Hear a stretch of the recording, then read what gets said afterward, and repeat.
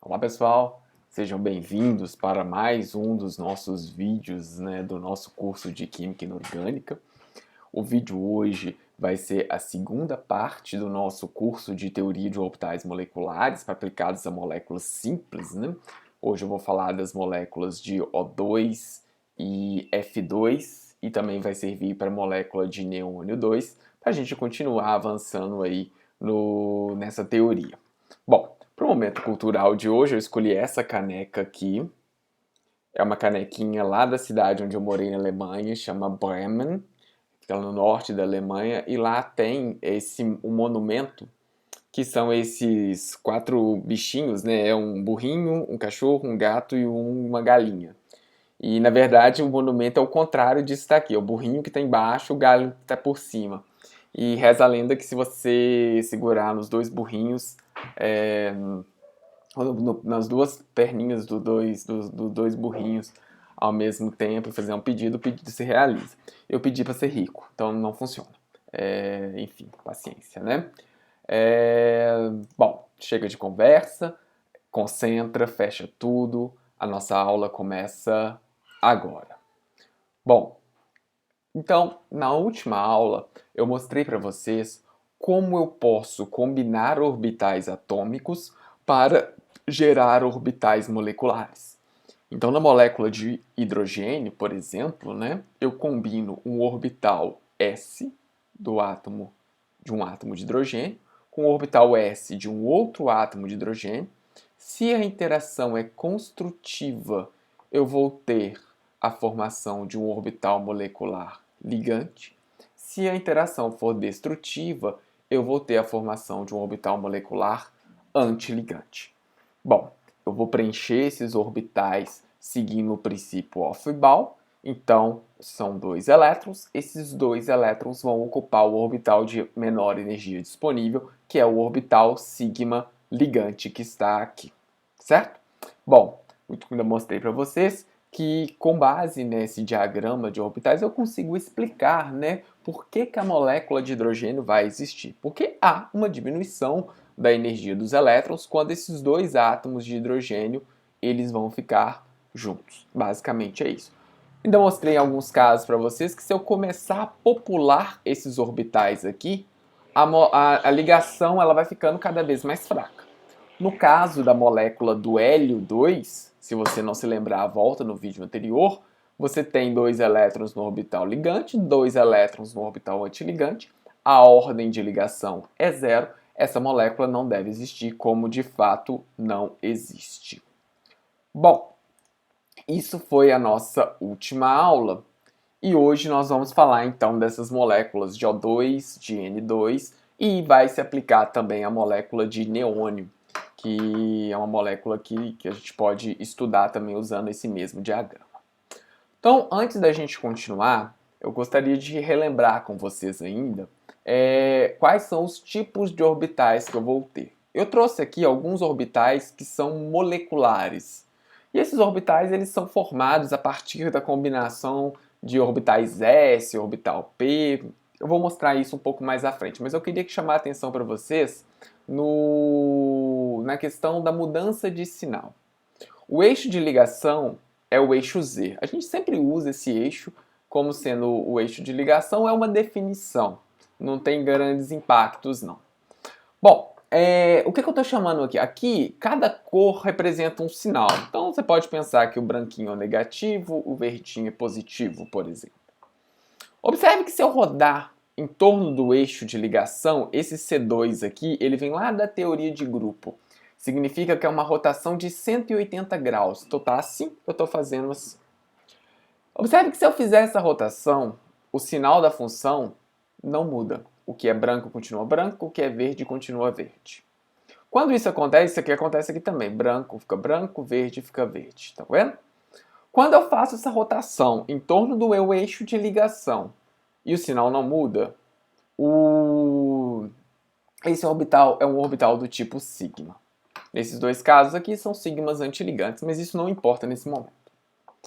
No caso de orbitais, existem outros orbitais que quando eu faço essa rotação, o sinal da minha função muda. E quando o sinal da minha função muda, quando eu faço uma rotação de 180 graus ao longo do meu eixo de ligação, esse orbital ele vai ser chamado de um orbital π. Então aqui é um orbital π, aqui é um orbital π também. Tá claro? Bom, por que eu estou mostrando isso? Porque até agora a gente só viu o orbital s, e o orbital s só vai produzir o orbital sigma. Mas eu posso combinar também orbitais p's. E aí quando eu combinar o orbital p, eu vou ter o orbital sigma. Bom, vamos lembrar, né, gente, que por definição eu estou assumindo que o meu eixo de ligação é o eixo z. Então eu tenho 3 orbitais p's. Um aponta na direção z e 2 vão estar perpendiculares na direção x e na direção y. O que vai acontecer então? Os orbitais p's que estão na direção z, o pz, eles vão ter a possibilidade de se sobrepor de maneira frontal um com o outro. E aí, quando eles se sobrepõem de maneira frontal, eu vou ter 2 orbitais formados. Um orbital sigma ligante, que é esse que está aqui. Observe que há um aumento na região entre os 2 núcleos. E o sigma antiligante, onde eu vou ter uma diminuição entre os 2 núcleos com a formação de um nó, que está aqui. Bom, vou chamar a atenção para vocês que aqui, ó, está indicado que a formação do orbital ligante, na verdade, é uma subtração de 2 orbitais p's. Por que isso? Olha só. Eu vou assumir um eixo. Esse aqui é o eixo. Certo? E eu tenho 2 orbitais p's. Então, se eu pegar um orbital p e definir ele dessa forma, mais e menos, o outro orbital p vai estar aqui, ó, dessa forma. Mais e menos. A mesma orientação. Então, quando eu somo esses 2 orbitais, olha só, a parte positiva está interagindo com a parte negativa. E essa aqui é a interação que vai formar o orbital antiligante. Agora, se eu subtrair um orbital significa que eu estou invertendo ele. Então, eu estou trazendo a parte positiva para cá. E nesse caso, a subtração representa a interação construtiva. É diferente do que a gente tinha lá no orbital, ok? No orbital S. Então, se o PZ está interagindo assim, o que vai acontecer com o PX e com o PY? Eles estão aqui, ó, perpendiculares. Então, eles vão interagir de lado. É o que está indicado aqui, ó. Então, tanto o PX quanto o PY, eles vão interagir entre eles. E aí, você vai ter uma interação que é construtiva, que vai dar origem a esse orbital aqui. Esse orbital eu vou chamar de um orbital π. Por quê? Porque se eu pegar o eixo de ligação e fizer uma rotação, tá vendo que o sinal está trocando? É isso aqui. E eu tenho aqui um π antiligante, que vai ser quando eu tenho a rotação, nesse caso aqui, que vem da subtração, né? Então, olha só, quando eu combinar os 3 orbitais p's que eu vou ter, o que vai acontecer? O PZ com PZ interage, forma o sigma e forma o sigma antiligante. O PX vai interagir com PX, vai formar um orbital π. O PY interage com PY, vai formar um orbital π. Então, π ligante e π antiligante. Não existe nenhuma razão para a interação do PX e o PY serem diferentes. Então, esses orbitais π aqui, eles são o que a gente chama de degenerados. Eles têm a mesma energia. Ok? Moral da história. Eu vou ter, então, quando eu combinar os 6 orbitais π, eu vou ter 3 orbitais ligantes e 3 orbitais antiligantes. Vocês podem me perguntar, por que o orbital sigma desce mais em energia? A resposta é simples. A interação frontal ela é mais efetiva. Os orbitais pz conseguem penetrar mais um no outro do que a interação lateral entre o orbital px e o py. Resultado, ele abaixa muito em energia e ele sobe muito em energia, ok? E os orbitais π vão ficar aqui no meio. É assim que é quando eu envolvo os orbitais p. Bom, eu posso também fazer combinações de orbitais d. Também é possível. Observe que, no caso, como o meu eixo de ligação é o eixo z, o orbital que vai se sobrepor frontalmente é o orbital dz2, porque é ele que tem uma componente ao longo do eixo z. Então aqui eu vou ter uma interação que é uma interação do tipo sigma. Vai formar o sigma ligante e vai formar o sigma antiligante. Né? Esses aqui são os diagramas de superfície limite, né, que representam isso. Bom, se o meu eixo é o eixo z, eu vou ter aqui o meu orbital d de xz e o meu d de yz interagindo de forma lateral. E aí vai dar origem aos orbitais π e π antiligante. Mas aí eu tenho outros orbitais, que são o d de x2 menos y2 e também o d de xz, que eles vão interagir os 4 de uma só vez. Aqui, se vocês observarem, olha só o sinal. Ele vai mudar a cada rotação de 90 graus. Então aqui de 0 para 90 muda de sinal, de 0 para 90 vai mudar de sinal. Esse tipo de orbital que muda de sinal a cada rotação de 90 graus é o que a gente chama de um orbital delta. A gente não vai discutir esses orbitais porque eles aparecem quando eu tenho ligação metal-metal. Existem compostos onde você vai ter esse tipo de ligação. Mas não é interessante, você não precisa se preocupar com isso agora. Vocês vão ver isso talvez no futuro, organometálicos, alguma coisa do tipo. Mas para agora não é necessário. Mas só estou informando que existe sim ligação delta. Então agora vamos aplicar isso que a gente acabou de ver para desenhar o diagrama de orbitais moleculares da molécula de F2. Qual que é a configuração eletrônica do átomo de flúor? Flúor vai ser um S2, 2S2, 2P, 5, certo? É isso, basicamente. Então, esses aqui são os orbitais que eu tenho que levar em consideração na hora que eu for construir o meu diagrama de orbitais. E eles estão aqui, ó. O orbital 1s com 2 elétrons, outro orbital 2s com mais 2 elétrons e, lembrando, né, o orbital p são 3, na verdade, com os 5 elétrons. É isso que está aqui. O que vai acontecer? Bom, o orbital 1s vai interagir com o orbital 1s, e aí a gente já viu, né? É semelhante ao que acontece lá no átomo de hidrogênio. Vou ter a formação de um orbital sigma e um orbital sigma antiligante. Lembra que esse G e U, gente, ele vai existir por causa daquela história de mudar ou não de sinal quando eu passo pelo centro de inversão. A molécula de F2, né, como é uma molécula diatômica homonuclear, ela tem esse centro de inversão. Por isso que esse G e esse U aparece. Não preocupa com ele, não. Só está mostrando que é o jeito certo de mostrar, mas não precisa preocupar.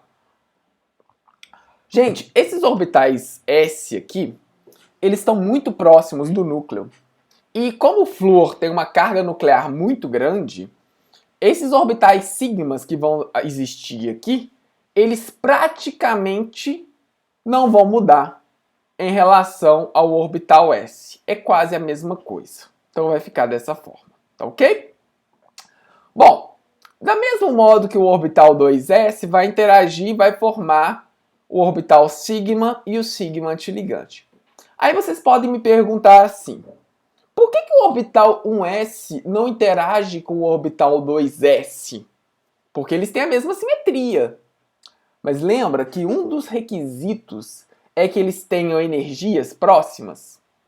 A diferença de energia nesse caso aqui, ela é grande o suficiente para fazer com que eles não interajam.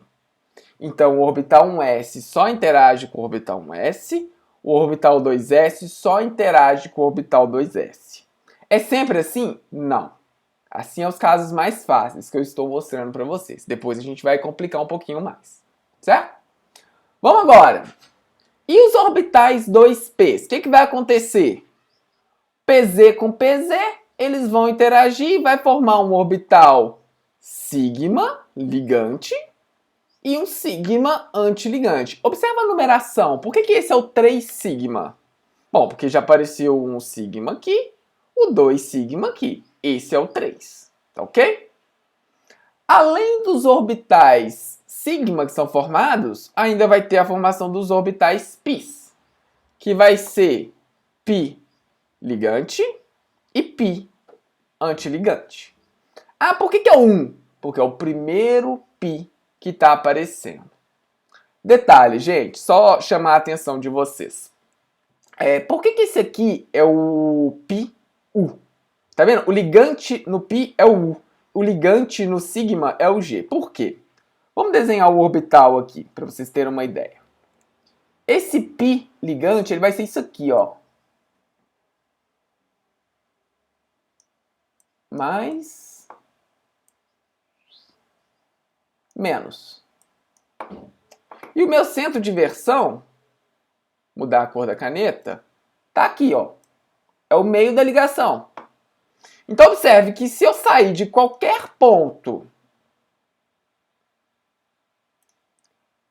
passar pelo centro de inversão e for para um ponto equivalente, ó, o sinal muda. Então, no caso, o ligante é o que muda de sinal. Agora, o que é o π antiligante? Como é que é o orbital π antiligante? Vai ser isso aqui, ó. Esse vai ser o desenho deles.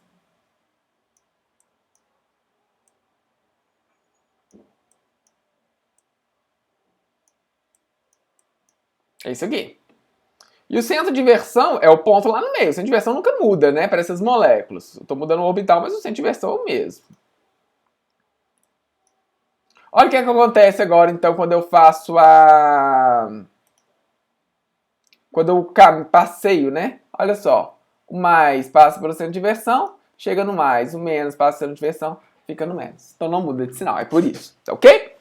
Então esses são os orbitais que eu tenho. E agora, o que eu tenho que fazer? Bom, construir o meu diagrama. Agora eu vou preencher. Quantos orbitais são ao final?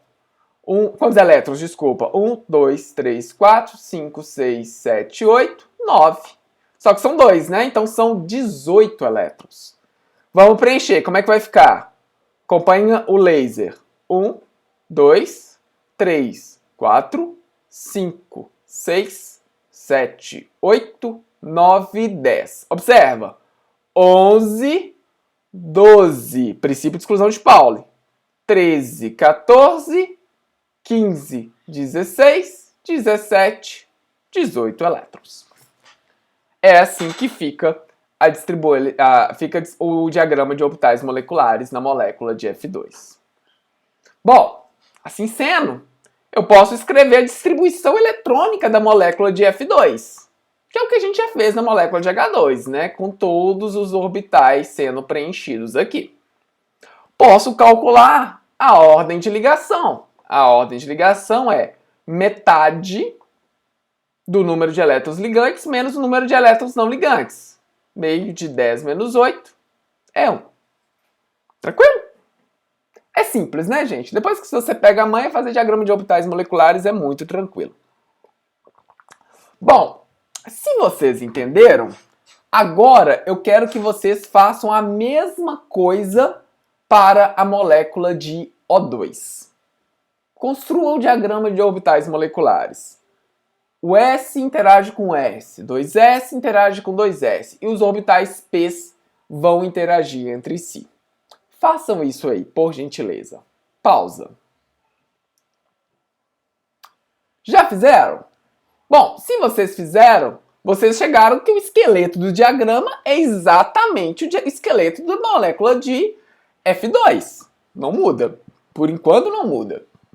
O que nós vamos fazer agora? Agora, nós vamos fazer a distribuição dos elétrons. 1, 2, 3, 4, 5, 6, 7, 8. Cada átomo de oxigênio tem um total de 8 elétrons. São 2, então vão ser 16 elétrons. Como vai ficar a distribuição? 1, 2, 3, 4, 5, 6, 7, 8, 9, 10, 11, 12, 13, 14, olha só, 15, 16. Aí. Lembra que eu comentei no início da última aula que um dos problemas da teoria de ligação de valência era que ela não conseguia explicar o fato do oxigênio ter elétrons desemparelhados? Eu até mostrei um vídeo de um experimento para vocês. Tá aí. Olha os elétrons desemparelhados da molécula de oxigênio aqui. Aparece. Tá vendo? Bom, o que a gente pode fazer agora? Calcular a ordem de ligação, né? Metade do número de elétrons ligantes menos antiligantes. Opa, desculpa. Ah, não apareceu. Mas enfim, a gente calcula. Vai ser 2, 4, 6, 8, 10 menos 2, 4, 6. Então é metade de 10 menos 6 dá 4. Dividido por 2 dá 2. Que é a ordem de ligação da molécula de oxigênio. Pessoal, espero que vocês tenham entendido, então, como eu construo diagramas para umas moléculas um pouquinho mais complicadas, como eu faço para molécula envolvendo orbitais P's. A minha sugestão é que agora vocês sentem e façam a interação entre todos esses orbitais, construindo esses diagramas de superfície limite. Então, S interage com S, coloca uma interação P com P, P com S, para ver o que vai acontecer e vai desenhando esses diagramas. Você fazendo isso, você vai entender como que é essa interação. Tudo bem? Agradeço a paciência de todos. Em breve a gente volta com mais um vídeo. Tchau!